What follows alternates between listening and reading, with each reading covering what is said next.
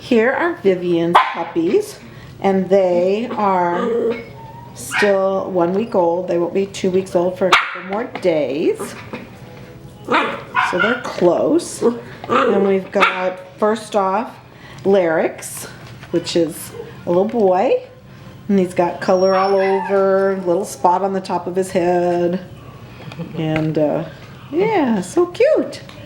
And then we have the little all-white boy, Lawrence. Yeah, hi, Lawrence. And then we've got the little boy with color all over his body. Lord. So cute. Yes, you are. Aww. Aww. Big yawn. Yeah. And then the one and only little girl from this litter, Lammy.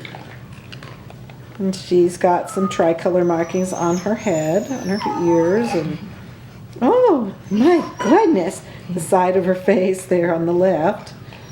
The big yawns for these babies. Oh, I know. Sophie, please. Sophie wants my attention. Yes, Sophie. Yes, give me kisses. All right. We've got tired babies, I think. Sleepy babies. So there you have Vivian's puppies, about a week and a half old.